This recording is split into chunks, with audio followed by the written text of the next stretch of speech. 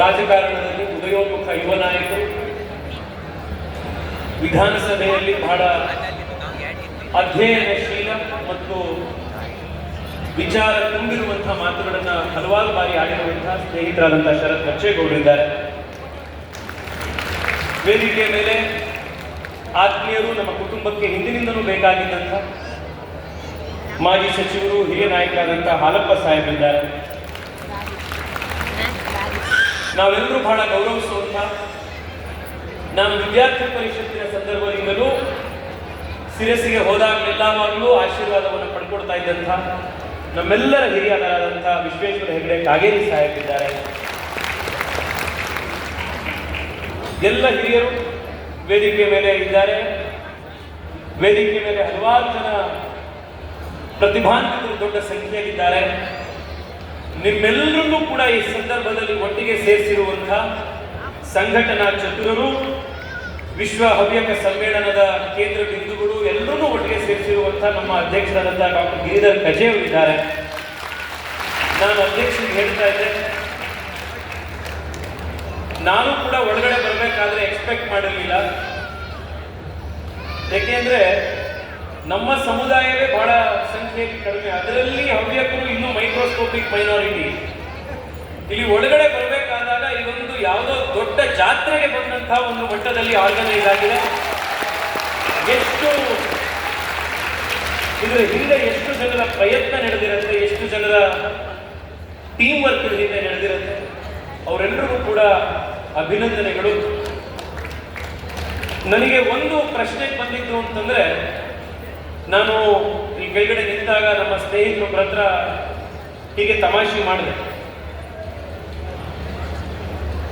ಹವ್ಯಕ ವಿದ್ಯಾರತ್ನ ಅಥವಾ ಹವ್ಯಕ ಸಾಧಕರು ಅಂತ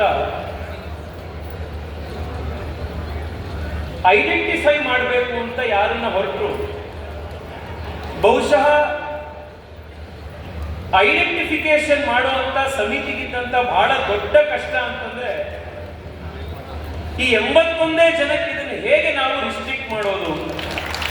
ಯಾಕೆಂದ್ರೆ ಹವ್ಯಕ ಸಮುದಾಯ ಪ್ರತಿಭೆ ಮತ್ತು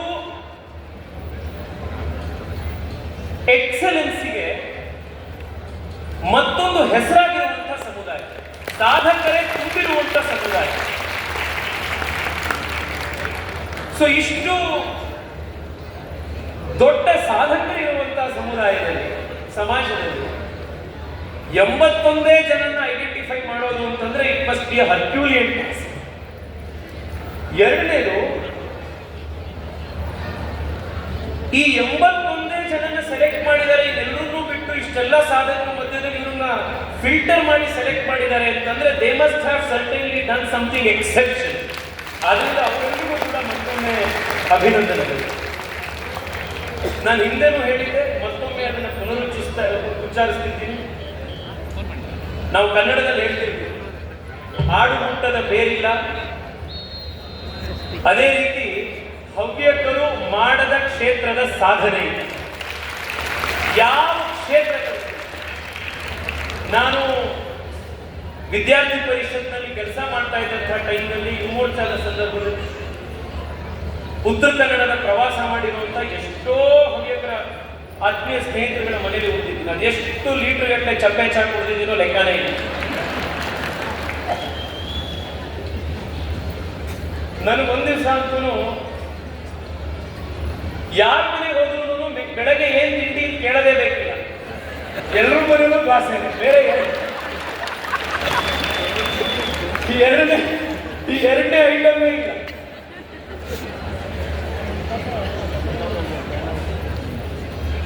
ಆದ್ರೆ ನಾನು ಕರ್ನಾಟಕದ ದೇಶದ ಎಲ್ಲ ಕಡೆ ಪ್ರವಾಸ ಮಾಡಿರುವಂತ ಒಂದು ಅನುಭವ ಇರೋದ್ರಿಂದ ನಾನು ಇವತ್ತು ಹೇಳ್ತಾ ಇದ್ದೀನಿ, ಮನಸ್ಸು ಬಿಚ್ಚಿ ಇವತ್ತು ಹೇಳ್ತಾ ಇದ್ದೀನಿ. ಈಗಲೂ ಕೂಡ ಉತ್ತರ ಕನ್ನಡದ ಎಷ್ಟೋ ಮನೆಗಳಲ್ಲಿ ಈ ಸಂಪ್ರದಾಯ ಇದ್ದೇ ಇರುತ್ತೆ. ನಾನು ಬಿಗಿನಿಂಗ್ ನಲ್ಲಿ ಹೋದಾಗ ನನಗೆ ಬಹಳ ಮುಜುಗರ ಆಗ್ತಾ ಇದೆ. ನಾನು ಇನ್ನೂ ಚಿಕ್ಕವನಿದ್ದೆ, ಆಗ ನಾನು 17-18 ವರ್ಷದ ಹುಡುಗನಾಗ ನಾನು ಹೋಗ್ತಾ ಇದ್ದಿದ್ದು. ಕಾರ್ಯಕ್ರಮ ಅವ್ರ ಮನೆಗೆ ಹೋಗ್ತಿದ್ವಿ, ನಾವೊಂದ್ ಕಡೆ ಕೂತಿರ್ತಿದ್ವಿ, ಅವಲಕ್ಕಿ ಕಬ್ಬಿನ ಹಾಲು, ನಂಚ್ಕೊಳ್ಳೋದಕ್ಕೆ ಸ್ವಲ್ಪ ಜೋನಿ ಬೆಲ್ಲ, ಮತ್ತೆ ಮನೇಲಿ ಏನಾದರೂ ಮಾಡಿರುವಂತ ಮಿಕ್ಸ್ಚರು ಅದು. ಇದನ್ನ ತಂದು ನಮ್ಮ ಎದುರುಗಡೆ ಇಟ್ಟು ಅವ್ರ ಮನೆಯ ಹಿರಿಯರು ಪೂರ್ತಿ ನಮಸ್ಕಾರ ಮಾಡಿಬಿಡ್ತೀವಿ. ಇದು ಎಷ್ಟೋ ಮನೆಗಳಲ್ಲಿ ನನಗೆ ಅದು ಹೊಸದಾಗಿದ್ದರಿಂದ ನಾನು ಇಷ್ಟು ದೊಡ್ಡವ್ರು ಯಾಕೆ ಈ ತರ ನಮಸ್ಕಾರ ಮಾಡ್ತಾ ಇದ್ದಾರೆ ಅಂತ ಹೇಳಿ ನಾನು ಚಕ್ಕಂತ ಎದ್ದೇಳ್ತಾ ಇದ್ದೆ. ಆಗ ನಮ್ಮ ಸ್ನೇಹಿತರು ಅಜಯ್ ಹೆಗಡೆಯವರೆಲ್ಲ, ಇಲ್ಲ ಈ ಕಡೆ ಯಾರೇ ಮನೆಗೆ ಅತಿಥಿಗಳು ಬಂದ್ರೆ ಈ ರೀತಿ ಸತ್ಕಾರ ಮಾಡುವಂಥದ್ದು ಹವ್ಯಕ ಸಂಪ್ರದಾಯ ಅಂತ. ಎಷ್ಟೋ ಮನೆಗಳನ್ನು ನೀಡಿರುವುದು ಸಂಸ್ಕೃತಿ ಸಂಸ್ಕಾರ ತುಂಬಿರುವಂತ ಸಮುದಾಯ. ಕೃಷಿಯಿಂದ ಹಿಡಿದು ಯಕ್ಷಗಾನದವರೆಗೆ, ಸಾಫ್ಟ್ವೇರ್ ಇಂದ ಹಿಡಿದು ಇವತ್ತು ಇನ್ಸ್ಟಾಗ್ರಾಮ್ ನಲ್ಲಿ ನಾನು ಎಷ್ಟೋ ಜನನ ಫಾಲೋ ಮಾಡ್ತೀನಿ, ಫುಡ್ ವಿಡಿಯೋಗಳನ್ನ ಮಾಡಿ ಇನ್ಫ್ಲೂಯೆನ್ಸರ್ಸ್ ಗಳಾಗಿರೋದು. ಇನ್ನು ವಿಶ್ವೇಶ್ವರ ಭಟ್ ಸಾಹೇಬ್ ಇದ್ದಾರೆ, ನಾನು ಅವರ ಕೆಳಗೆ ಅವರ ಸಂಸ್ಥೆಯಲ್ಲಿ ಕೆಲಸ ಮಾಡಿರುವಂತಹ ಅವಕಾಶ ಸಿಗದಲೇ ಇದ್ರೂ ಕೂಡ ದೂರದಿಂದ ನನ್ನನ್ನ ಅವರು ತಿದ್ದಿ ತೀಡಿ ಸಲಹೆ ಕೊಟ್ಟು ಬೆನ್ನು ತಟ್ಟಿರುವಂತಹ ಗುರು. ಅವರ ಸಮ್ಮುಖದಲ್ಲಿ ಇದನ್ನು ಹೇಳಲೇಬೇಕು, ಕರ್ನಾಟಕದ ಪತ್ರಿಕೋದ್ಯಮದಲ್ಲಂತೂ ಮೊನೋಪಲಿ ಮಾಡ್ಕೊಂಡ್ಬಿಟ್ಟಿದ್ದೀನಿ. ಸಾಫ್ಟ್ವೇರ್ ಇರ್ಬೋದು, ಕೃಷಿಯಲ್ಲಿ ಹೊಸ ಹೊಸ ತಂತ್ರಜ್ಞಾನಗಳಿಗೆ, ಇನ್ನೋವೇಷನ್ ಇದೆ, ಹೊಸ ಕಂಪನಿಗಳನ್ನು ಶುರು ಮಾಡಿ ಉದ್ಯೋಗಗಳನ್ನು ಶುರು ಮಾಡಿದರು. ನಮ್ಮ ಅಧ್ಯಕ್ಷನೇ ಆಯುರ್ವೇದದ ಕ್ಷೇತ್ರದಲ್ಲಿ ಏನು ಸಾಧನೆ ಮಾಡಬಹುದು ಅನ್ನೋದಕ್ಕಿರುವಂತ ಬಹಳ ದೊಡ್ಡ ಒಂದು ಉದಾಹರಣೆ.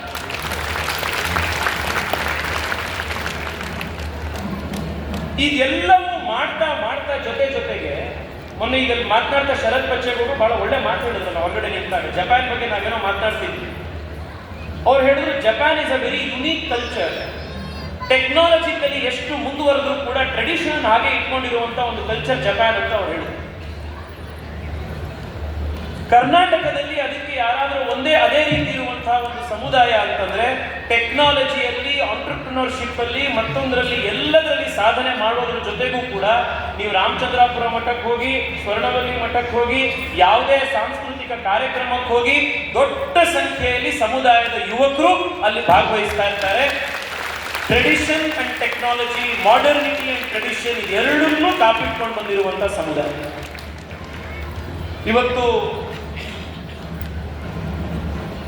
ಮತ್ತೆ ಸಮಾಜಕ್ಕೆ, ದೇಶಕ್ಕೆ ಹವ್ಯಕ ಸಮುದಾಯ ತೋರಿಸ್ಕೊಟ್ಟಿರುವಂತಹ ಒಂದು ಬಹಳ ದೊಡ್ಡ ಒಂದು ಮೆಸೇಜ್ ಏನು ಅಂತಂದ್ರೆ, ಸಮಾಜದಲ್ಲಿ ಪ್ರಭಾವವನ್ನು ಬೀರಲಿಕ್ಕೆ, ಇನ್ಫ್ಲೂಯೆನ್ಸ್ ಅನ್ನು ಮಾಡಲಿಕ್ಕೆ ಸಂಖ್ಯೆಯ ಅವಶ್ಯಕತೆ ಇಲ್ಲ. ಸಮಾಜದ ಅಂತಃಸತ್ವ ಮತ್ತು ಎಲ್ಲ ಸಮಾಜಗಳಿಗೆ ಒಳ್ಳೆ ಕೆಲಸ ಮಾಡಬೇಕು ಅನ್ನುವಂತಹ ಒಂದು ಉದ್ದೇಶ ಇಂಪಾರ್ಟೆಂಟ್ ಅನ್ನೋದನ್ನ ಪದೇ ತೋರಿಸಿ. ಸಂಖ್ಯೆ ಬಹಳ ಕಡಿಮೆ ಇದ್ರೂ ಕೂಡ ಸಂಖ್ಯೆಗೆ ಮೀರಿರುವಂತಹ ಒಂದು ಡಿಸ್ಪ್ರಪೋರ್ಷನೇಟ್ ಇನ್ಫ್ಲೂಯೆನ್ಸ್ ಇವತ್ತು ಹವ್ಯಕ ಸಮಾಜ, ಇವತ್ತು ಕರ್ನಾಟಕ ಮತ್ತು ಭಾರತದ ಸಮಾಜದ ಮೇಲೆ. ನಂಗೆ ಅರುಣ್ ಶ್ಯಾಮ್ ಹೇಳ್ತಾ ಇದ್ದಾರೆ, ದೇಶದಲ್ಲಿ ಅಟ್ಲೀಸ್ಟ್ 10 ರಿಂದ 12 ಹೈಕೋರ್ಟ್ಗಳಲ್ಲಿ ಡೆಸಿಗ್ನೇಟೆಡ್ ಸೀನಿಯರ್ ಅಡ್ವೊಕೇಟ್ಸ್ಗಳು, ಸುಪ್ರೀಂ ಕೋರ್ಟ್, ಇದು ಹೈಕೋರ್ಟ್ಗಳಲ್ಲಿ ನಮ್ಮ ಜಡ್ಜ್ಗಳು ಕೂಡ ಹವ್ಯಕ ಸಮುದಾಯದವರಿದ್ದಾರೆ. ಅಂಡ್ ಯಾವುದೂ ಕೂಡ, ಏಕೆಂದ್ರೆ ನಾನು ಸಮಾಜದ ಹಲವಾರು ಜನ ಯುವಕರ ಜೊತೆಗೆ, ಸಾಧಕರ ಜೊತೆಗೆ ಹತ್ತಿರದಿಂದ ಒಡನಾಟ ಹೊಂದುವಂತ ಅವಕಾಶ ಬಂದಿದೆ. Nothing of this was granted on a silver plotter. ಯಾರು ಬಂದು ಗಿಫ್ಟ್ ಆಗಿ ಇದನ್ನು ಯಾರಿಗೂ ಕೊಟ್ಟಿದ್ದಲ್ಲ. ಇವತ್ತು ಯಾವ ಸಾಧನೆ ಇದೆ ಆ ಸಾಧನೆಯನ್ನ ದುಡಿದು ಪಡ್ಕೊಂಡಿರುವಂತ ಈ ಸಮಾಜದ ವಿಷಯ.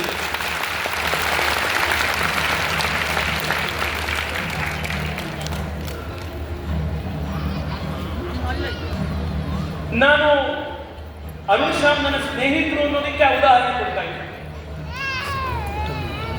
ಸಣ್ಣ ಊರಿನಿಂದ ಬೆಂಗಳೂರಿಗೆ ಬಂದು ಮಠದಲ್ಲಿ ಸ್ವಾಮೀಜಿಗಳ ಗುರುವೃಂದದಲ್ಲಿ ಕೆಲಸ ಮಾಡಿ ಅಲ್ಲಿ ಸೇವೆ ಮಠಕ್ಕೆ ಮಾಡ್ತಾ ಜೊತೆಗೆ ಲಾ ಪರೀಕ್ಷೆಯನ್ನು ಬರೆದು ಲಾಯರ್ ಆಗಿ ಬಹುಶಃ ಅನಿಲ್ ಶಾಮ್ರು ಅವರ ಕೆರಿಯರ್ನಲ್ಲಿ ಫೀಸ್ ಇಸ್ಕೊಂಡು ಮಾಡಿರೋ ಕೇಸ್ಗಿಂತ ಬಿಟ್ಟಿ ಕೇಸೇ ಜಾಸ್ತಿ ಇರ್ಬೋದು. ಈ ರೀತಿ ಪ್ರಾಕ್ಟೀಸ್ ಅನ್ನ ಮಾಡಿ ಯಾರ ತಂದೆ ಸುಪ್ರೀಂ ಕೋರ್ಟ್ ನ ಜಡ್ಜ್ ಆಗಿರ್ತಾರೋ, ಹೈಕೋರ್ಟ್ ನ ಜಡ್ಜ್ ಆಗಿರ್ತಾರೋ, ಅವ್ರ ಮಕ್ಕಳು ಬಹಳ ಚಿಕ್ಕ ವಯಸ್ಸಿನಲ್ಲಿ ಸೀನಿಯರ್ ಅಡ್ವೊಕೇಟ್ ಆಗುವಂಥದ್ದೇ ಬಹಳ ದೊಡ್ಡ ಸಾಧನೆ ಆಗಿದೆ. ರಾಜಕಾರಣದಲ್ಲಿ ಯಾವ ರೀತಿ ನಾವು ನೆಪೋಟಿಸಮ್ ನೋಡ್ತೀವೋ ಅಷ್ಟೇ ಅಥವಾ ಅದಕ್ಕಿಂತ ಜಾಸ್ತಿ ನೆಪೋಟಿಸಮ್ ನೀವು ಜುಡಿಷಿಯರಿ ನೋಡ್ತೀವಿ. ಆದ್ರೆ ಈ ರೀತಿ ಬಂದಂತ ಒಬ್ಬ ಯುವಕ ಕರ್ನಾಟಕ ಹೈಕೋರ್ಟ್ ನ ಇತಿಹಾಸದಲ್ಲಿ one of the youngest designated senior advocates ಆಗಿ ನಾಮಕ ಆಗ್ತಾರೆ ಅಂತಂದ್ರೆ it is a reflection of this community's perseverance of excellence.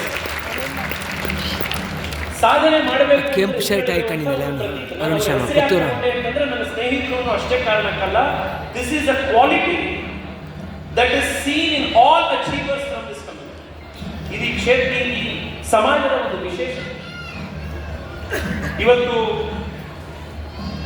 ಯುವಕರಿಗೆ ನಾವು ಸಾಧನೆ ಮಾಡಿರುವಂತಹ ಯುವಕರಿಗೆ ನಾವು ಅಭಿನಂದನೆಯನ್ನು ಸಲ್ಲಿಸುವಂತ ಕಾರ್ಯಕ್ರಮದಲ್ಲಿ ಹೆಚ್ಚು ಸಮಯ ತಗೊಳ್ಳೋದಿಲ್ಲ. ಇವತ್ತೆಲ್ಲರೂ ದೊಡ್ಡ ಸಂಖ್ಯೆಯಲ್ಲಿರುವವರಿಗೆ ಸನ್ಮಾನ ಮಾಡುವಂಥದ್ದು ಒಂದು 4-5 ಅಂಶಗಳನ್ನು ಮಾತ್ರ ನಿಮ್ಮ ಎದುರುಗಡೆ ನಾನು ಪ್ರಸ್ತುತಪಡಿಸಲಿಕ್ಕೆ, ವಿಶೇಷವಾಗಿ ಇರುವಂತಹ ಯುವಕರ ಗಮನವನ್ನು ಸೆಳೆಯಲಿಕ್ಕೆ ನಾನು ಪ್ರಯತ್ನ ಮಾಡ್ತೇನೆ.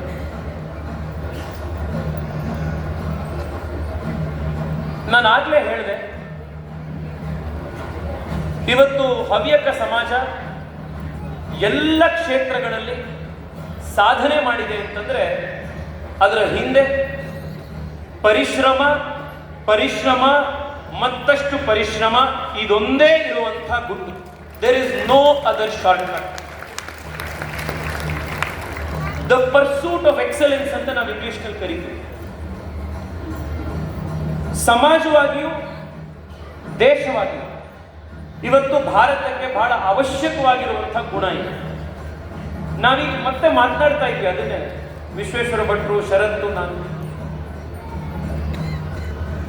ನಮ್ಮ ನಗರಗಳನ್ನು ನಾವು ಮೇಲ್ದರ್ಜೆಗೆ ಏರಿಸಬೇಕು ಅಂತಂದ್ರೆ ನಾವೆಷ್ಟೋ ಜನ ವಿದೇಶಕ್ಕೆ ಹೋಗಿ ವಾಪಸ್ ಬಂದಾಗ ನಮ್ಗೆ ಅನ್ಸುತ್ತೆ ಅಲ್ಲಿ ಎಷ್ಟು ಚೆನ್ನಾಗಿತ್ತಪ್ಪ, ಹೆಂಗಿತ್ತು, ಎಷ್ಟು ಚೆನ್ನಾಗಿದೆ ಅಲ್ಲಿ ಕ್ವಾಲಿಟಿ. ಈ ಪರ್ಸೂಟ್ ಆಫ್ ಎಕ್ಸಲೆನ್ಸ್ ಇವತ್ತು ಭಾರತ ನಮ್ಮ ಇತಿಹಾಸದಲ್ಲಿ ನಾವು ಗೌರವ ನಮಗೆ ಸಿಕ್ಕಿದೆ ಅಂತಾದ್ರೆ, ಸಿವಿಲೈಸೇಷನ್ಗಳನ್ನು ನಾವು ಸ್ಟಡಿ ಮಾಡಿದಾಗ ಮಾನವತೆ ತನ್ನ ಉತ್ಕೃಷ್ಟ ಶಿಖರವನ್ನು ಮುಟ್ಟಿದ್ದು ಭಾರತದಲ್ಲಿ ಅನ್ನೋದಾದ್ರೆ it was because we worship this value of pursuit of excellence. ನಮ್ಮ ಪೂರ್ವಜರು ಕಟ್ಟಿರುವಂತ ದೇವಸ್ಥಾನಗಳನ್ನು ನೋಡಿ. ನಾನು ಮೊನ್ನೆ ಚಿಕ್ಕಮಗಳೂರಿನಿಂದ ವಾಪಸ್ ಬರಬೇಕಾದ್ರೆ ಚಂದ್ರಾಯಪಟ್ಟಣದ ಹತ್ರ ನುಗ್ಗೇಹಳ್ಳಿ ಅಂತ ಒಂದು ದೇವಸ್ಥಾನ, ಒಂದು ಊರಿಗೆ, ಅಲ್ಲಿ ಹೊಯ್ಸಳರು ಕಟ್ಟಿರುವಂತಹ ಒಂದು ಲಕ್ಷ್ಮೀ ನರಸಿಂಹಸ್ವಾಮಿ ದೇವಸ್ಥಾನ. ತಾವು ಆ ರೂಟ್ನಲ್ಲಿ ಹೋದಾಗ ಯಾವತ್ತಾದ್ರೂ ನುಗ್ಗೇಹಳ್ಳಿ ಕಡೆ ಗೂಗಲ್ ಅಲ್ಲಿ ಹೋಗಿ ನೋಡಿ ಟ್ರೈ ಮಾಡಿ. ಆ ದೇವಸ್ಥಾನ ಬಹಳ ಒಂಥರ ಹಳೆ ಬಿದ್ದಿದೆ. ನಾವು ಅದನ್ನ ಕರೆಕ್ಟ್ ಆಗಿ ಇವತ್ತು ಮೇಂಟೈನ್ ಕೂಡ ಮಾಡಿಲ್ಲ. It is again a reflection of our priorities. ನಾವು ನಮ್ಮ ಸಂಸ್ಕೃತಿಯನ್ನ, ನಮ್ಮ ಹೆರಿಟೇಜ್ ಯಾವ ರೀತಿ ನಾವು ಕಾಪಾಡ್ಕೊಳ್ಳೋದಿಲ್ಲ ಅದು. ಆ ದೇವಸ್ಥಾನ ನೋಡಿದಾಗ ನನಗೆ 2 ವಿಷಯ ನನ್ನ ಗಮನಕ್ಕೆ ಬಂತು. ದೇವಸ್ಥಾನದಲ್ಲಿ ಆ ಮೇಲ್ಗಡೆ ಗೋಪುರ ಏನಿದೆ, ಅದನ್ನ ಶಿಖರ ಏನಿದೆ, ಅದು ಕಾಲಕ್ರಮೇಣ ಹಾಳಾಗಿದ್ದರಿಂದ ಯಾರೋ ದಾನಿಗಳು 1 ಕೋಟಿ ರೂಪಾಯಿ ದುಡ್ಡು ಕೊಟ್ರಂತೆ. ASI ಅವರು ಮತ್ತೆ ಸ್ಥಳೀಯ ಸಂಸ್ಥೆಗಳು ಒಂದಿಷ್ಟು ಜನ ಸೇರ್ಕೊಂಡು, ಡಿಪಾರ್ಟ್ಮೆಂಟ್ನವರು ಎಲ್ಲರೂ ಆ ಹಳೆ ದೇವಸ್ಥಾನದ ಗೋಪುರದ ಶಿಖರ ಮಾತ್ರ ಇವರು ಹೊಸದಾಗಿ ಕಟ್ಟಿಸಿದ್ರು. ಕೆಳಗಡೆ ಎಲ್ಲ ಹೊಯ್ಸಳರ ಕಾಲದ ದೇವಸ್ಥಾನ. ನೀವು ನಮ್ಮ ತಂದೆ ತಾಯಿ ನಿಲ್ಲಿಸಿ ನಾನು ಫೋಟೋ ತೆಗೆದೆ. ನಾನು ಫೋಟೋ ತೆಗಿಬೇಕಾದ್ರೆ ನಾನು ಬಿಲೀವ್ ಇಟ್ ಫ್ರಮ್ ಮೀ, ನಾನು ಅದನ್ನು ಝೂಮ್ ಮಾಡಿಬಿಟ್ಟು ಆ ಗೋಪುರ ಮೇಲ್ಗಡೆ ಶಿಖರ ಬರ್ದಲೆ ಅಲ್ಲಿಂದ ಕೆಳಗಡೆ ಯಾವ್ದು ಒರಿಜಿನಲ್ ಸ್ಟ್ರಕ್ಚರ್ ಹೊಯ್ಸಳರು ಕಟ್ಟಿದ್ರಲ್ಲ ಅದು ಮಾತ್ರ ಕಾಣುವಷ್ಟು ಮಾತ್ರ ತೆಗೆದೆ. ಯಾಕೆಂದ್ರೆ ಮೇಲ್ಗಡೆ ನೋಡಕ್ಕೆ ಆಗ್ತಿರ್ಲಿಲ್ಲ, ಅಷ್ಟು ಕೆಳಗಾಗಿತ್ತು. ಆ ಮೊಮೆಂಟ್ ನನ್ಗೆ ಅನ್ಸಿದ್ದೇನು ಅಂತಂದ್ರೆ, ಹೊಯ್ಸಳರ ಕಾಲದಲ್ಲಿ ಇದೇ ಕನ್ನಡದ ಭೂಮಿಯಲ್ಲಿ, ಇದೇ ಕನ್ನಡದ ಜನ ಎಂಥ ಉತ್ಕೃಷ್ಟವಾದಂತಹ ದೇವಸ್ಥಾನ ಕಟ್ಟಿದ್ರು. ಅಲ್ಲಿ ಒಂದೊಂದು ಶಿಲೆ ಕೂಡ ಒಂದೊಂದು ಕತೆ ಹೇಳ್ತಾ ಇದೆ. ಹೊಯ್ಸಳರ ಶೈಲಿಯ ದೇವಸ್ಥಾನ ನೀವು ನೋಡಿರ್ತೀರಿ, ಎಷ್ಟು ಇಂಟ್ರಿಕೇಟ್ ಸ್ಕಲ್ಪ್ಟಿಂಗ್ ಆಗಿರುತ್ತೆ ಅದರಲ್ಲಿ. ಯಾವುದೇ ಟೆಕ್ನಾಲಜಿ ಇಲ್ಲದೆ ಇದ್ದಂಥ ಟೈಮ್ನಲ್ಲಿ ಅಡ್ವಾನ್ಸ್ಡ್ ಇಂಜಿನಿಯರಿಂಗ್ ಸೊಲ್ಯೂಷನ್ಸ್ಗಳಿದ್ದಂಥ ಸಮಯದಲ್ಲಿ ಅಂಥ ದೇವಸ್ಥಾನವನ್ನು ಕಟ್ಟಿದ್ದಾರೆ ಅಂತಂದ್ರೆ ಎಂಥ ಪರ್ಸೂಟ್ ಆಫ್ ಎಕ್ಸಲೆನ್ಸ್ ಅವತ್ತಿದ್ದಿರ್ಬೋದು. ಅದೇ ದೇವಸ್ಥಾನದ ಸಣ್ಣ ರಿನೋವೇಷನ್ ಕೆಲಸನ 21ನೇ ಶತಮಾನದಲ್ಲಿ ಮಾಡುವಂತ ಟೈಮ್ನಲ್ಲಿ ಅದೆರಡು ಅಟ್ಲೀಸ್ಟ್ ಮ್ಯಾಚ್ ಆಗುವಂತ ಒಂದು ಈಸ್ಥೆಟಿಕ್ ಸೆನ್ಸು ಇದಲ್ಲೇ ನಾವು ಮಾಡಿದೀವಿ ಅಂತಂದ್ರೆ this is a reflection of the deteriorating standards of excellence in the society. ನಾನಿಲ್ಲಿರುವಂತಹ ಯುವಕರಿಗೆ ಮತ್ತು ತಮ್ಮ ಮೂಲಕ ಇಡೀ ಸಮಾಜಕ್ಕೆ ನಾನು ಮಾಡ್ತಾ ಇರುವಂತಹ ಮನವಿ ಅಂತಂದ್ರೆ, ಇಡೀ ಪ್ರಪಂಚ ಭಾರತವನ್ನ ಇತಿಹಾಸದಲ್ಲಿ ಗೌರವಿಸಿದ್ ಯಾಕೆ ಅಂತಂದ್ರೆ ಒಂದು ಬೆಂಕಿ ಪಟ್ಟಣದ ಒಳಗಡೆ ಮಡಿಸಿಟ್ಕೊಳ್ಳಿಕ್ಕೆ ಸಾಧ್ಯ ಇದ್ದಂತ ಟೆಕ್ಸ್ಟೈಲ್ ಇಂಜಿನಿಯರಿಂಗ್ ಅನ್ನ ಎಕ್ಸಲೆನ್ಸ್ ಮಾಡಿದಂತ ನಾಡು ಭಾರತ ಅಂದಿದ್ದಕ್ಕೆ. 1000 ವರ್ಷ ಆದ್ರೂ ಕೂಡ ಎಷ್ಟೇ ಕೋವಿಡ್ಗಳು, ಸುನಾಮಿಗಳು, ಭೀಕರ ಬರಗಾಲಗಳು ಎಲ್ಲ ಬಂದು ಹೋದ್ರೂ ಕೂಡ ಅಲ್ಲಾಡದಲ್ಲೇ ಇದ್ದಂತಹ ದೇವಸ್ಥಾನಗಳನ್ನ ಎಕ್ಸಲೆಂಟ್ ಆಗಿ ಕಟ್ಟಿರುವಂತಹ ಒಂದು ಕಲ್ಚರ್ ಅನ್ನೋ ಕಾರಣಕ್ಕೆ ಇವತ್ತು ಕೂಡ ಕುತುಬ್ ಮಿನಾರ್ ನೀವು ಹೋದ್ರೆ ಡೆಲ್ಲಿಯ ಈ ಚಳಿಯಲ್ಲಿ, ಮಳೆಯಲ್ಲಿ, ಮಾನ್ಸೂನ್ ನಲ್ಲಿ ಇಷ್ಟು ವರ್ಷ ಆದ್ರೂ ಕೂಡ 1 ಇಂಚು ರಸ್ಟ್ ಆಗ್ತಲೇ ಇರುವಂತಹ ಒಂದು ಮೆಟಲರ್ಜಿ ಸೈನ್ಸ್ ಅನ್ನ ಮಾಡಿ ಕುತುಬ್ ಮಿನಾರ್ ನಲ್ಲಿ ನಾವೊಂದು ಕಟ್ಟಿದೀವಿ ಅಂತಂದ್ರೆ ಎಂಥ ಎಕ್ಸಲೆನ್ಸ್ ಇನ್ ಎವ್ರಿ ಫೀಲ್ಡ್ ನಮ್ಮಲ್ಲಿತ್ತು. ಇಮ್ಯಾಜಿನ್.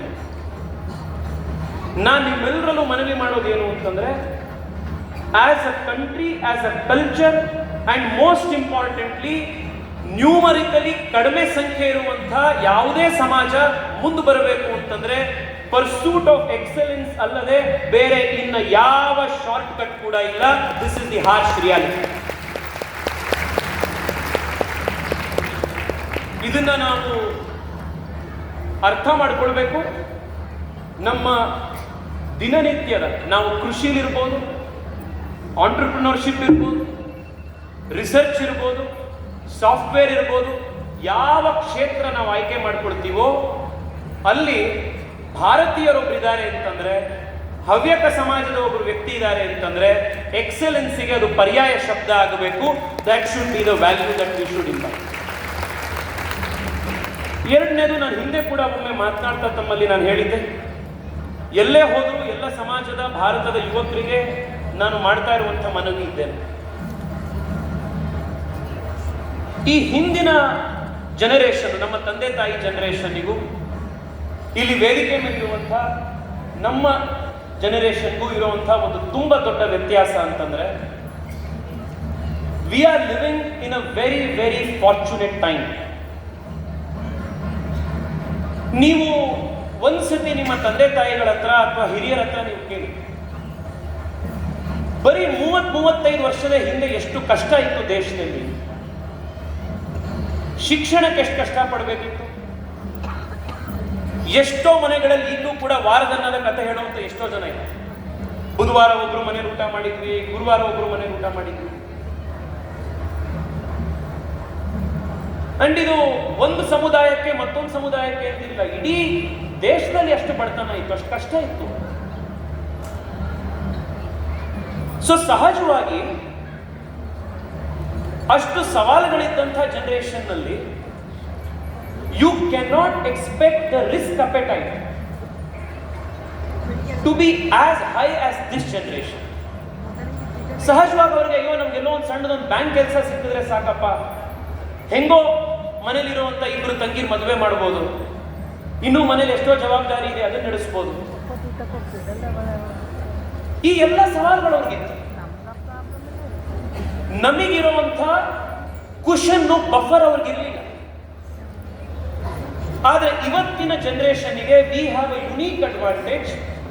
ನಮ್ಮ ತಂದೆ ತಾಯಿಗಳು, ನಮ್ಮ ಮನೆಯವರು 30 ವರ್ಷಕ್ಕೆ ಕಂಪೇರ್ ಮಾಡಿದ್ರೆ ಇವತ್ತು ನಾವೆಲ್ಲ ಸಾಕಷ್ಟು ಮುಂದೆ ಬಂದಿದ್ದೀವಿ. We have some kind of a safety net.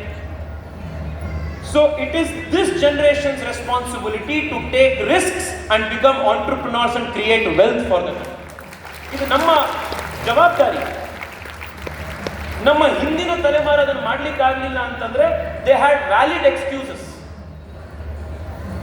But ನಮಗೆ ಯಾವುದೇ ಎಕ್ಸ್ಕ್ಯೂಸ್ ಇಲ್ಲವೇ ಇಲ್ಲ. ಅವ್ರಿಗೆ ಮನೆ ಕೂಡ ಇರಲಿಲ್ಲ. ಇವತ್ತು ಎಷ್ಟೋ ಜನಕ್ಕೆ ಆಗಿನ ಸ್ಥಿತಿ ಕಂಪೇರ್ ಮಾಡಿದ್ರೆ ಬಹಳಷ್ಟು ಮುಂದುವರೆದಿದೆ, ಇಡೀ ದೇಶ ಮುಂದುವರೆದಿದೆ.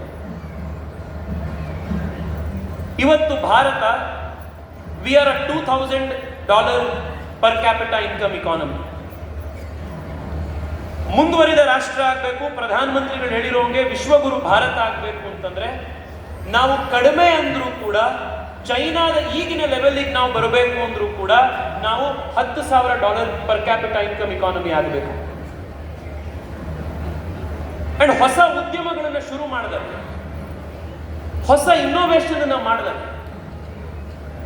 ರಿಸ್ಕ್ ಅನ್ನ ತಗೊಂಡು ಏನೋ ಒಂದನ್ನ ನಾವು ಹೊಸದನ್ನ ನಾವು ಸೃಷ್ಟಿ ಮಾಡ್ತೀವಿ, ವ್ಯಾಲ್ಯೂ ಅಡಿಷನ್ ಮಾಡ್ತೀವಿ ಸಮಾಜದಲ್ಲಿ ಅನ್ನೋದನ್ನ ನಾವು ಮಾಡಲಿಲ್ಲ ಅಂತಂದ್ರೆ we can never achieve this goal of a $10,000 per capita income economy. ನನಗೆ ನಿಮ್ಮ ಮೇಲಿರುವಂತ ಭರವಸೆ ಏನು ಅಂತಂದ್ರೆ you will build on the successes of the past and ಹಿಂದೆ ನಾವು ಏನು ಸಾಧನೆ ಮಾಡಿದ್ವೋ, ನಮ್ಮ ಹಿಂದಿನ ತಲೆಮಾರು ಏನು ಸಾಧನೆ ಮಾಡಿದೆಯೋ ಅದರ 100 ಪಟ್ಟು ಸಾಧನೆ ಮಾಡುವಂತ ಅವಕಾಶ ಈ ಜನರೇಷನ್ ಇದೆ. Let us grab the opportunities by both hands and take this forward. As we speak, we are the world's fastest growing large economy. ಎಷ್ಟು ಭರಪೂರವಾದಂಥ ಅವಕಾಶಗಳಿದೆ ದೇಶದಲ್ಲಿ. ಈ ಅವಕಾಶಗಳನ್ನ ನಾವು ಉಪಯೋಗಿಸ್ಕೊಳ್ಳೋದಂತೆ ಈ ಸಮಾಜದಿಂದ. ಯಾಕೆಂದ್ರೆ ಜನರಲಿ ಬ್ರಾಹ್ಮಣರಲ್ಲಿ ಬಿಸ್ನೆಸ್ ಮಾಡುವಂಥದ್ದು ಮತ್ತೊಂದು ಮಾಡುವಂಥದ್ದು ಬಹಳ ಕಡಿಮೆ. ಆದ್ರೆ ಅದಕ್ಕೆ ಒಂದು ರೀತಿ ಎಕ್ಸೆಪ್ಷನ್ ಅಂತಂದ್ರೆ ಆ ಆಂಟ್ರಪ್ರಿನರಲ್ ಎಬಿಲಿಟಿ ನಾವು ಹೊರಗೆ ಸಮಾಜದಲ್ಲಿ ನೋಡಿ. ಬಟ್ ನಾವು ಇಷ್ಟಕ್ಕೆ ಕಾಂಪ್ಲೆಸೆಂಟ್ ಆಗಬಾರ್ದು, ಇಷ್ಟಕ್ಕೆ ನಾವು ಬಹಳ ಸಂತುಷ್ಟರಾಗಬಾರ್ದು. ಲಕ್ಷಾಂತರ ಜನಕ್ಕೆ ಉದ್ಯೋಗ ನೀಡುವಂಥ, ದೇಶಕ್ಕೆ ಮಿಲಿಯನ್ ಗಟ್ಟಲೆ ಡಾಲರ್ಗಳನ್ನು ಅರ್ನ್ ಮಾಡುವಂಥ, ಸಮಾಜದಲ್ಲಿ ಹೊಸ ಹೊಸ ಟೆಕ್ನಾಲಜಿಗಳನ್ನ ಇನ್ನೋವೇಷನ್ ಅನ್ನು ತಂದು ಲಕ್ಷಾಂತರ ಕೋಟ್ಯಾಂತರ ಜನರ ಜೀವನದಲ್ಲಿ ಒಂದು ಪಾಸಿಟಿವ್ ಇಂಪ್ಯಾಕ್ಟ್ ಅನ್ನು ಮಾಡಬಲ್ಲಂತಹ ಒಂದು ಅಂತಃಶಕ್ತಿ ಈ ಸಮಾಜದ ಯುವಕರಲ್ಲಿದೆ. ಅದನ್ನ ನಾವು ಗೌರವಿಸಿಕೊಂಡು ನಾವು ಅದರ ಮೇಲೆ ಕೆಲಸ ಮಾಡಬೇಕು. This is my very very sincere. ಹಿಂದೆ ನೀವು ಒಂದು ಬಿಸ್ನೆಸ್ ಮಾಡಬೇಕು ಅಂತಂದ್ರೆ ನಿಮಗೆ $5 ಲಕ್ಷ ಲೋನ್ ಹುಡ್ಸೋಕೆ ಕಷ್ಟ ಆಗ್ತಾ ಇದೆ. ಇವತ್ತು ನಿಮಗೆ ಸರ್ಕಾರದ stand up India, startup India, Mudra ಯೋಜನೆ ಲೋನ್ಸ್ಗಳು, VCಗಳು, ಏಂಜಲ್ ಇನ್ವೆಸ್ಟರ್ಸ್ಗಳು, ಎಷ್ಟು ದೊಡ್ಡ ಇಕೋಸಿಸ್ಟಮ್ ಇವತ್ತು ದೇಶದಲ್ಲಿ ಇಂಪ್ರೂವ್ ಆಗ್ತಾರೆ. ಇದ್ರ ಕಡೆ ನಾವು ಹೋಗಬೇಕು. ಇದಕ್ಕೆ ಮುಂದುವರೆದು ಸಪೋರ್ಟ್ ಮಾಡ್ತೀವಿ ಎನ್ನುವಂಥ ಮಕ್ಕಳಿಗೆ ತಂದೆ ತಾಯಿಗಳು ದಯವಿಟ್ಟು ಅವರಿಗೆ ಪ್ರೋತ್ಸಾಹ ಮಾಡಬೇಕು, ಅವರಿಗೆ ಬೆನ್ನು ತಟ್ಟಬೇಕು ಅನ್ನುವಂಥ ಮನವಿ ಕೂಡ ಈ ಸಂದರ್ಭದಲ್ಲಿ ನಾನು ಮಾಡ್ತೇನೆ. ಯಾಕೆಂದ್ರೆ ಎಷ್ಟೋ ಸತಿ ಮಕ್ಕಳಿಗೆ ದ ಲೇಟೆಸ್ಟ್ ಬ್ಯಾಟಲ್ ಯಾವ್ದಾಗೋಗುತ್ತೆ ಅಂತಂದ್ರೆ ಹೊರಗಡೆ ಇರೋರೆಲ್ಲರೂ ಕನ್ವಿನ್ಸ್ ಮಾಡಿರ್ತಾರೆ, ಆದ್ರೆ ಮನೆಯಲ್ಲಿರುವಂತ 4 ಜನನ ತಂದೆ ತಾಯಿಗಳನ್ನ ಕನ್ವಿನ್ಸ್ ಮಾಡೋದೇ ಬಹಳ ಕಷ್ಟ ಆಗ್ತದೆ. ವರ್ಕೌಟ್ ಆಗಲಿಲ್ಲ ಅಂದ್ರೆ it's okay. We must be okay to fail and we must be okay to rebuild. ಅವಾಗ ಮಾತ್ರ ದೊಡ್ಡ ದೊಡ್ಡ ಸಾಧನೆಗಳನ್ನು ಮಾಡ್ಲಿಕ್ಕೆ ಸಾಧ್ಯ ಆಗೋದು. ಆ ಕಲ್ಚರ್ಗೂ ಕೂಡ ತಂದೆ ತಾಯಿಗಳು ಮಕ್ಕಳಿಗೆ ಸಹಾಯ ಮಾಡಬೇಕು ಅಂತ ನಾನು ಮನವಿ ಮಾಡ್ತಾ ಇದ್ದೀನಿ ಈ ಸಂದರ್ಭದಲ್ಲಿ. ನನ್ನ ಕಡೆಯ ಒಂದು ರಿಕ್ವೆಸ್ಟ್ ಇದೆ. ನೀವೆಲ್ಲರೂ ಕಳೆದ ಕೆಲವು ದಿವಸಗಳಿಂದ ನ್ಯೂಸ್ ಪೇಪರ್ನಲ್ಲಿ 2-3 ದಿವಸದಿಂದ ಯು ಮಸ್ಟ್ ಬಿ ಫಾಲೋಯಿಂಗ್ ಅಮೆರಿಕದಲ್ಲಿ ಏನು ನಡೀತಾ ಇದೆ ಚರ್ಚೆ. ಅಮೆರಿಕದಲ್ಲಿ ಟ್ರಂಪ್ 2-3 ದಿವಸದ ಹಿಂದೆ ಭಾರತ ಮೂಲ, ಭಾರತದಲ್ಲಿ ಹುಟ್ಟಿರುವಂತ ಶ್ರೀರಾಮ್ ಕೃಷ್ಣನ್ ಅನ್ನುವಂಥ ಒಬ್ಬ ಇಂಜಿನಿಯರ್ ಅನ್ನ ಅಮೆರಿಕ ದೇಶದ ಆರ್ಟಿಫಿಷಿಯಲ್ ಇಂಟೆಲಿಜೆನ್ಸ್ ಫ್ರೇಮ್ವರ್ಕ್ ಅನ್ನ, ರೆಗ್ಯುಲೇಷನ್ ಅನ್ನ ಹೆಡ್ ಮಾಡುವಂತ ಒಂದು ಬಹಳ ಇಂಪಾರ್ಟೆಂಟ್ ಪೊಸಿಷನ್ಗೆ ಅಪಾಯಿಂಟ್ ಮಾಡಿದ್ರು. ಟ್ವಿಟರ್ ನಲ್ಲಿ ಇರೋರು ಮತ್ತೆ ಗ್ಲೋಬಲ್ ನ್ಯೂಸ್ ನ ಫಾಲೋ ಮಾಡ್ತಾ ಇರೋರು ನಿಮಗೆ ಗೊತ್ತಿರುತ್ತೆ. ಕಳೆದ 3 ದಿವಸದಲ್ಲಿ the amount of racism, the amount of hate that this just single appointment has generated, unbelievable.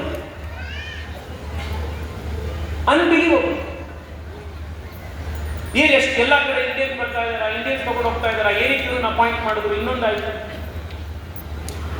ನೀವು ಯೋಚನೆ ಮಾಡಿ, ಇದಕ್ಕಿಂತ ಇಂಪಾರ್ಟೆಂಟ್ ಪೋಸ್ಟ್ಗೆ ಇಲಾನ್ ಮಸ್ಕ್ ಅನ್ನ ಅಪಾಯಿಂಟ್ ಮಾಡಿದ್ದಾರೆ. ಇನ್ನೆಷ್ಟು ಜನ ನಾನ್ ಬ್ರೌನ್ ಪೀಪಲ್ ನ ಅಪಾಯಿಂಟ್ ಮಾಡಿದ್ದಾರೆ. ಎಷ್ಟೋ ಜನ ಬೇರೆ ದೇಶದಲ್ಲಿ ಹುಟ್ಟಿರುವಂತಹ ಹಿಸ್ಪಾನಿಕ್ಸ್ ಅನ್ನ, ವೈಟ್ಸ್ ಅನ್ನ ಅಪಾಯಿಂಟ್ ಮಾಡಿದ್ದಾರೆ. ಆದ್ರೆ ಅವ್ರು ಯಾವ ವಿಷಯದಲ್ಲಿ ಬಂದಾಗಲೂ ಕೂಡ ಇಷ್ಟೊಂದು ರೇಸಿಸಮ್ ಅಪೋಸಿಷನ್ ಬರಲಿಲ್ಲ. ಆದ್ರೆ ಶ್ರೀರಾಮ್ ಕೃಷ್ಣನ್ ಅಪಾಯಿಂಟ್ಮೆಂಟ್ ಇಷ್ಟೊಂದು ಅಪೋಸಿಷನ್ ಯಾಕೆ ಬಂದಿದೆ ಅಂದ್ರೆ ಚರ್ಮದ ಬಣ್ಣ ಬೇರೆ ಇದೆ.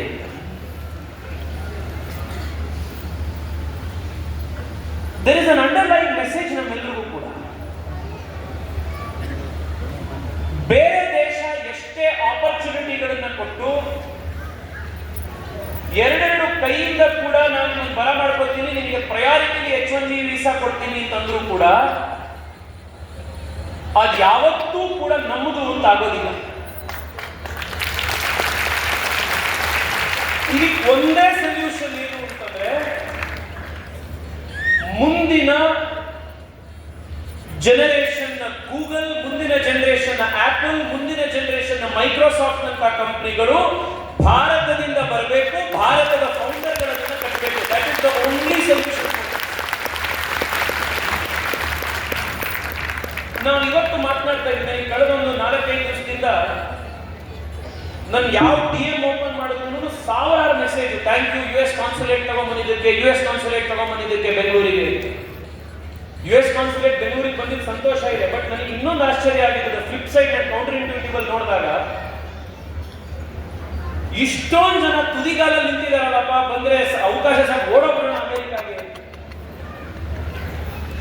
I am not saying everything is right in India, but the responsibility to fix things in India is ours, nobody else's. It's ನಮ್ಮ ಜವಾಬ್ದಾರಿ. And the example of Sriram Krishnan's appointment is a glaring example ನಮಗೆ. ನೀನು ಎಷ್ಟೇ ಸಾಧನೆ ಮಾಡಿರ್ಬೋದು, ಎಂತ high skill ಇರ್ಬೋದು, ನೀನು ಏನೇ ಇರ್ಬೋದು, ಬಟ್ ಫ್ರಂಟ್ ಲೈನ್ ನಿಮ್ಮ ತಗೊಂಡು ಬರ್ತೀವಿ ಅಂದಾಗ ಒಂದು ಕಲ್ಚರಲ್ ರೆಸಿಸ್ಟೆನ್ಸ್ ಅಲ್ಲಿ ಕೂಡ ಕಾಣುತ್ತೆ. ಆ ಕಲ್ಚರಲ್ ರೆಸಿಸ್ಟೆನ್ಸ್ ಪ್ರಪಂಚದ ಎಷ್ಟೋ ದೇಶಗಳನ್ನ ನಾವು ನೋಡ್ತೀವಿ. ಬಟ್ ಅದನ್ನ ನಾವು ಬಗೆಹರಿಸಬೇಕು ಅಂತಂದ್ರೆ ನಮ್ಮ ದೇಶದಲ್ಲಿ ಈ ಮಟ್ಟದ ಕಂಪನಿಗಳನ್ನ, ಇನ್ಸ್ಟಿಟ್ಯೂಷನ್ಸ್ ಅನ್ನ ನಾವಿವತ್ತು ಕಟ್ಟಬೇಕಾಗ್ತದೆ. ಇದು ನಾನು ನಿಮ್ಮಲ್ಲಿ ಮಾಡ್ತಾ ಇರುವಂತಹ ಮನವಿ. I am trying to give a big picture of what we need to do. ಕಡೆಯದಾಗಿ ಒಂದು ಮನವಿ ಇದೆ. ನಾನು I think I have already overshot my time. ನಾನು ನಿಮ್ಮಲ್ಲಿ ಒಂದು ರಿಕ್ವೆಸ್ಟು, ನಾನು ಆಗಲೇ ಬಿಗಿನಿಂಗ್ ಅನ್ನು ಹೇಳಿದೆ, ಈ ಸಮಾಜದ ವಿಶೇಷತೆ ಅಂತಂದ್ರೆ ಎಷ್ಟೇ ಮಾಡರ್ನಿಟಿ ಇದ್ರೂ ಕೂಡ, ಎಷ್ಟೇ ಆಧುನಿಕತೆ ಇದ್ರೂ ಕೂಡ ನಮ್ಮ ಸ್ವಂತಿಕೆಯನ್ನ, ಸ್ವಂತ ಸಂಸ್ಕೃತಿಯನ್ನ ಕಾಪಿಟ್ಕೊಂಡಿರುವಂತಹ ಸಮಾಜ ಇದು ಅಂತ ನನಗೆ ಬಹಳ ಖುಷಿ. ಮತ್ತು ನನ್ನ ಮನವಿ ಅಂತಂದ್ರೆ ನಾವು ಎಲ್ಲ ಸಾಧನೆ ಮಾಡೋದ್ರ ಜೊತೆಗೆ ಇವತ್ತಿನ ದೇಶದ, ಇವತ್ತಿನ ಕಾಲಘಟ್ಟಕ್ಕೆ ಬೇಕಾಗಿರುವಂತಹ ಎಲ್ಲ ಆಧುನಿಕತೆಗೆ ತೆರೆದುಕೊಳ್ಳೋದ್ರ ಜೊತೆಗೆ ನಾವೆಲ್ಲಿಂದ ಬಂದ್ವಿ ಮತ್ತು ನಾವು ಯಾರು ಅನ್ನುವಂತಹ ಬೇರ್ಗಳನ್ನ ಮಾತ್ರ ನಾವು ಯಾವ ಕಾರಣಕ್ಕೂ ಮರಿಬಾರದು. That is what makes us unique, that is what makes us special. ನನ್ನ 3 ರಿಕ್ವೆಸ್ಟ್ ಇದೆ, ಮೂರೇ ರಿಕ್ವೆಸ್ಟ್. ವಿಶೇಷವಾಗಿ ಇರುವಂತಹ ಯುವಕರಲ್ಲಿ ನನ್ನ ಮನವಿ. ನಾನು ಇತ್ತೀಚೆಗೆ ಉತ್ತರ ಕರ್ನಾಟಕದ ನನಗೆ ಉತ್ತರ ಕರ್ನಾಟಕದ ಊಟ ಬಹಳ ಇಷ್ಟ. ನಾನು ಮೊನ್ನೆ ನಮ್ಮ ಸ್ನೇಹಿತರೊಬ್ಬರು ಮನೆಗೆ ಹೋಗಿದ್ದೆ. ಅವ್ರ ಮನೆಗೆ ಊಟ ಮಾಡ್ತಾ ನಾನು ಕೇಳಿದೆ, ಇತ್ತೀಚೆಗೆ ಮದುವೆ ಆಗಿದೆ. ನಾನು ಅವನಿಗೆ ಕೇಳಿದೆ, ಯಾರು ಮಾಡಿದ್ದಪ್ಪ, ನಿನ್ನ ಹೆಂಡತಿ ಮಾಡಿದ್ದ, ಅಮ್ಮ ಮಾಡಿದ್ದ ಅಂತ. ಆಗ ಅವ್ನು ಹೇಳ್ದ, ನನ್ನ ಹೆಂಡತಿಗೆ ರೊಟ್ಟಿ ಬಡಿಲಿಕ್ಕೆ ಬರಲ್ಲ, ಲಟ್ಟಣಿಗೆ ಮಾಡ್ತಾಳೆ, ಆದ್ರೆ ರೊಟ್ಟಿ ಅಮ್ಮ ಬಡದ್ ನನಗೆ ಕೊಟ್ಟಿರೋದು, ಅಮ್ಮ ಮಾತ್ರ ರೊಟ್ಟಿ ಮಾಡಕ್ ಬರೋದು. ನಾನು ಕೇಳಿದೆ, ಅಯ್ಯೋ ನೆಕ್ಸ್ಟ್ ನಮ್ಗೆಲ್ಲ ರೊಟ್ಟಿ ಹೇಗಪ್ಪ, ಯಾರಿಗೂ ಬರಲೇ ಇಲ್ಲ ಅಂದ್ರೆ. ಇದೊಂದು this may seem as a very small incident, but ನಾವು ಎಷ್ಟೋ ವರ್ಷಗಳಿಂದ, ಶತಮಾನಗಳಿಂದ ಬಂದಿರುವಂತಹ ನಮ್ಮ ಕಲ್ಚರಲ್ ಪರಂಪರೆ, ಫುಡ್ ಹ್ಯಾಬಿಟ್ಸ್, ಇದನ್ನೆಲ್ಲ ನಾವು ಅಳವಡಿಸ್ಕೊಳ್ಳದಲ್ಲೇ ಕಳ್ಕೊಂಡು ಬಿಡ್ತೀವಿ ಅಂಡ್ ಸಾಂಸ್ಕೃತಿಕವಾಗಿ ಬಡವರಾಗ್ತೀವಿ.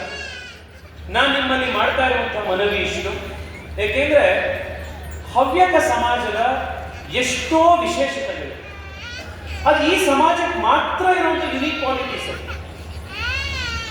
ನಿಮ್ಮ ಅಡುಗೆಗಳು. ನಾನು ಮೊನ್ನೆ ತಂಬುಳಿ ಮನೆ ಇನಾಗ್ರೇಟ್ ಮಾಡಿದಾಗ ಅನ್ಕೊಂಡೆ, ಏನಪ್ಪ ತಂಬುಳಿ ಇಷ್ಟೊಂದು ಇನ್ನೋವೇಷನ್, ಡೈವರ್ಸಿಫಿಕೇಶನ್ ಮಾಡಿದಾರಲ್ಲ ಇವರು. ಇದು ಒಂದೊಂದು ಸಮುದಾಯದ ವಿಶೇಷತೆ. ನನ್ನ ರಿಕ್ವೆಸ್ಟ್ ನಿಮ್ಮಲ್ಲಿ ಅಂತಂದ್ರೆ, ನೀವು ಎಲ್ಲಾದ್ರೂ ಹೋಗಿ, ದೇಶದ, ಪ್ರಪಂಚದ ಯಾವುದೇ ಮೂಲೆಯಲ್ಲಿ ಹೋಗಿ, ನಮ್ಮ ಊಟದ, ನಮ್ಮ ಸ್ವಾದ ಮತ್ತು ನಮ್ಮ ಊಟದ ಒಂದು ಕಲ್ಚರ್ ಏನಿದೆ, ದಯವಿಟ್ಟು ಅದನ್ನು ನೀವು ನಿಮ್ಮ ಮನೆಗಳಲ್ಲಿ ಕಾಪಾಡಿಕೊಳ್ಳಿ. That makes us so special. ಅದು ನಮ್ಮ ಟ್ರೆಡಿಷನಲ್ ನಾಲೆಜ್ ಸಿಸ್ಟಮ್ ಅದನ್ನ ನಾವು ಕಾಪಾಡಿಕೊಳ್ಳಿ. ಎರಡನೇದು, ಇದನ್ನ ನಾನು ಕನ್ನಡಿಗರಿಗೂ ಹೇಳ್ತಾ ಇದ್ದೀನಿ, ಅದರಲ್ಲಿ ವಿಶೇಷವಾಗಿ ನಾನು ಹವ್ಯಕರು ಹೇಳ್ತಿರೋದು, ನಮ್ಮ ಭಾಷೆಗಳು ಉಳಿಬೇಕು ಅಂತಂದ್ರೆ ಸರ್ಕಾರ, ಶಾಲೆಗಳು, ಸಿನಿಮಾಗಳು ಇವೆಲ್ಲವೂ ಒಂದು ರೋಲ್ ಪ್ಲೇ ಮಾಡಿದ್ರೆ ನಮ್ಮ ಭಾಷೆ ಉಳಿಯುವಂಥದ್ದು ನಾವು ನಮ್ಮ ಮನೆಯಲ್ಲಿ ನಮ್ಮ ಭಾಷೆ ಮಾತನಾಡ್ತೀವ ಅನ್ನೋದ್ರ ಮೇಲೆ ಮಾತಾಡ. ನಾವು ನಮ್ಮ ಮಕ್ಕಳ ಜೊತೆಗೆ ನಮ್ಮ ಮನೆಯಲ್ಲಿ ನಾವು ಕನ್ನಡ ಮಾತನಾಡಲಿಲ್ಲ ಅಂತಂದ್ರೆ, ನಾವು ಅವರಿಗೆ ನಮ್ಮ ಭಾಷೆ ಕಲಿಸ್ಕೊಡ್ಲಿಲ್ಲ ಅಂತಂದ್ರೆ ಆ ಮಕ್ಕಳು ಯಾವ ಭಾಷೆ ಮಾತನಾಡಕ್ ಸಾಧ್ಯ? ನಮ್ಮ ಭಾಷೆ ಉಳಿಯಕ್ಕೆ ಹೇಗೆ ಸಾಧ್ಯ? ನಾಳೆ ನಮ್ಮ ಪುಸ್ತಕಗಳನ್ನು ಯಾವಾಗ ಓದ್ತಾರೆ? ವಿಶ್ವೇಶ್ವರ ಭಟ್ರು ವಾರಕ್ಕೊಂದು ಪುಸ್ತಕ ಬರೀತಾರೆ. ನಾವು ಮಕ್ಕಳಿಗೆ ಮನೆಯಲ್ಲಿ ಕನ್ನಡನೇ ಓದಲಿಲ್ಲ ಅಂತಂದ್ರೆ, ಕಲಿಸ್ಕೊಡ್ಲಿಲ್ಲ ಅಂತಂದ್ರೆ ನಾಳೆ ಅವ್ರ ಪುಸ್ತಕ ಓದೋರು ಯಾರು? ನಾನು ನಿಮ್ಮೆಲ್ಲರೂ ಮನವಿ ಮಾಡ್ತಾ ಇರುವಂಥದ್ದು ಅಂದ್ರೆ, ಕನ್ನಡ ಭಾಷೆನೇ ಇಷ್ಟೊಂದು ಯುನೀಕ್ ಆಗಿರುವಂತಹ ಭಾಷೆ, ವಿಶೇಷತೆಗಳನ್ನ ಸೊಬಗನ್ನ ಕೂಡಿರುವಂತಹ ಭಾಷೆ. ಅದರಲ್ಲೂ ಕೂಡ ಒಂದು ವಿಶೇಷತೆ ಇರುವಂಥದ್ದು ಹವ್ಯಕ ಭಾಷೆ. ಆ ಭಾಷೆಯನ್ನು ನೀವು ನಿಮ್ಮ ಮನೆಗಳಲ್ಲಿ ಕಾಪಾಡಿಕೊಂಡು, ನಿಮ್ಮ ಮನೆಯಲ್ಲಿ ವಿಶೇಷವಾಗಿ ಯಾರು ಚಿಕ್ಕ ಚಿಕ್ಕ ಮಕ್ಕಳ ತಂದೆ ತಾಯಿಗಳಿದ್ದಾರೆ, ಯಂಗ್ ಪೇರೆಂಟ್ಸ್ ಇದ್ದಾರೆ, ನಾನು ನಿಮ್ಮಲ್ಲಿ ರಿಕ್ವೆಸ್ಟ್ ಮಾಡ್ತಾ ಇದ್ದೀನಿ, ದಯವಿಟ್ಟು ನೀವು ಇವತ್ತು ನಾವು ಹವ್ಯಕರನ್ನೇ ಮದುವೆ ಆಗ್ತಾ ಇದ್ದಾರೆ ಅಂತಿಲ್ಲ, ಒಬ್ಬೊಬ್ಬರು ಬೇರೆ ಎದುರು ಆಗ್ತಾ ಇದ್ದಾರೆ. ಆದ್ರೆ ನಿಮ್ಮ ಮನೆಯಲ್ಲಿ ಅಟ್ಲೀಸ್ಟ್ ತಂದೆ ತಾಯಿಗಳು ಮನೆಯಲ್ಲಿ ನೀವು ಆ ಭಾಷೆ ಮಾತನಾಡಲಿಲ್ಲ, ತಾಯಿ ಯಾವುದೋ ಬೇರೆ ಊರಲ್ಲಿ ಇರ್ಬೋದು, ಗಂಡ ಇನ್ನೊಂದು ಯಾವುದೋ ತಂದೆ ಬೇರೆ ಊರಲ್ಲಿ ಇರ್ಬೋದು ಅಂತಿದ್ರು ಕೂಡ ಅಜ್ಜ ಅಜ್ಜಿಗಾದ್ರೂ ನೀವು ಅವರಿಗೆ ಸಮ್ಮರ್ ಹಾಲಿಡೇಸ್ ಅಲ್ಲಿ ಇನ್ನೊಂದು ಕಡೆ ಅವರಿಗೆ ಅವಕಾಶ ಮಾಡಿಕೊಟ್ಟು ಹವ್ಯಕ ಭಾಷೆಯನ್ನ ಮನೆಗೆ ಮಕ್ಕಳಿಗೆ ಕಳಿಸಿ, ಅದು ಇನ್ನೂ 100 ಕಾಲ ಹವ್ಯಕ ಭಾಷೆ ಉಳಿಯುವಂಥದ್ದು ಕಡೆಗೆ ತಾವೆಲ್ಲರೂ ಕೂಡ ಸಹಕರಿಸಬೇಕು. ಇದು ನಮ್ಮ ಸಂಕಲ್ಪ ಆಗಬೇಕು. ಇದು ಎರಡನೇ. ಮೂರನೇದು, ನಮ್ಮ ಸಂಸ್ಕೃತಿ ಅಡಗಿರುವಂಥದ್ದೇನೆ ನಮ್ಮ ಸಾಹಿತ್ಯ, ಸಂಗೀತ, ನೃತ್ಯ, ಕಲೆಗಳು. The essence of our civilisational values, Ramayana, Mahabharata ಇದೆಲ್ಲವೂ ಉಳಿದಿರುವಂಥದ್ದೇ ಅದರಲ್ಲಿ. ದಯವಿಟ್ಟು ಮಕ್ಕಳಿಗೆ ಚಿಕ್ಕ ವಯಸ್ಸಿಂದಲೇ ನೀವು ಸಂಗೀತ, ನೃತ್ಯ, ಕಲೆ, ಸಾಹಿತ್ಯ ಇದಕ್ಕೆ ಕಲಿಸಿ 10ನೇ ಕ್ಲಾಸ್ ಬಂತು ಅಂತ ದಯವಿಟ್ಟು ಅವರನ್ನ ಬಿಡಿಸಕ್ಕೆ ಹೋಗಬೇಡಿ. ಅದೆಲ್ಲವನ್ನೂ ಮಾಡುವಂತಹ ಒಂದು ಎಬಿಲಿಟಿ ನಮ್ಮ ಮಕ್ಕಳಲ್ಲಿರುತ್ತೆ. ನೀವು ಸಂಗೀತ, ಸಾಹಿತ್ಯಗಳನ್ನು ಕಲಿಸಿರುವಂಥ ಮಕ್ಕಳ ಓವರ್ ಆಲ್ ಕಲ್ಚರಲ್ ಔಟ್ಲುಕ್ಕೇ ಚೇಂಜ್ ಆಗೋಗಿರುತ್ತೆ. ದಯವಿಟ್ಟು ಇವೆಲ್ಲವನ್ನು ನಾವು ಮಾಡೋದ್ರ ಜೊತೆಗೆ ನಾವು ಆಧುನಿಕತೆಯನ್ನು ಅಪ್ಕೊಡ್ತೇವೆ, ನಮ್ಮ ಟ್ರೆಡಿಷನ್ನು ಕೂಡ ನಾವು ಜೊತೆಗಿಟ್ಕೊಂಡು ಮುಂದೆ ಹೋಗಲಿಕ್ಕೆ ಸಾಧ್ಯ ಇದೆ. ಮತ್ತೊಮ್ಮೆ ನಾನು ಇಷ್ಟೊಂದು ಸಾಧನೆ ಮಾಡಿರುವಂಥ ಸಮಾಜಕ್ಕೆ ಒಂದು ಆದರ್ಶವನ್ನು ಎಸ್ಟಾಬ್ಲಿಷ್ ಮಾಡಿರುವಂಥ, ಎಲ್ಲ ಕ್ಷೇತ್ರಗಳಲ್ಲೂ ಕೂಡ ಸಾಧನೆಗೆ ಮತ್ತೊಂದು ಹೆಸರಾಗಿರುವಂಥ, ಕಡಿಮೆ ಸಂಖ್ಯೆ ಇದ್ರೂ ಕೂಡ ಒಳ್ಳೆ ಸತ್ಕಾರ್ಯಗಳ ಮೂಲಕ ಅಪಾರವಾದಂಥ ಪ್ರಭಾವವನ್ನು ಸಮಾಜದ ಮೇಲೆ ಬೀರ್ಬೋದು ಅಂತ ಪದೇ ಪದೇ ತೋರಿಸುವಂಥ, ಆಯುರ್ವೇದದಿಂದ ಗೋ ಸೇವೆಯವರೆಗೆ, ತಂತ್ರಜ್ಞಾನದಿಂದ ಹಿಡಿದು ಫುಡ್ ಇನ್ಫ್ಲೂಯೆನ್ಸರ್ಸ್, ಬ್ಲಾಗರ್ಸ್ನವರೆಗೆ ಎಲ್ಲ ಕ್ಷೇತ್ರಗಳಲ್ಲೂ ತಮ್ಮದೇ ಆದಂಥ ಛಾಪನ್ನು ಮೂಡಿಸಿರುವಂಥ ಈ ಪ್ರತಿಭಾನ್ವಿತ ಸಾಧಕರನ್ನೇ ತುಂಬಿರುವಂಥ ಸಮುದಾಯಕ್ಕೆ, ಸಮಾಜಕ್ಕೆ ನಾನು ಮತ್ತೊಮ್ಮೆ ನಮಸ್ಕರಿಸಿ ಇಲ್ಲಿ ಕೂತಿರುವಂಥ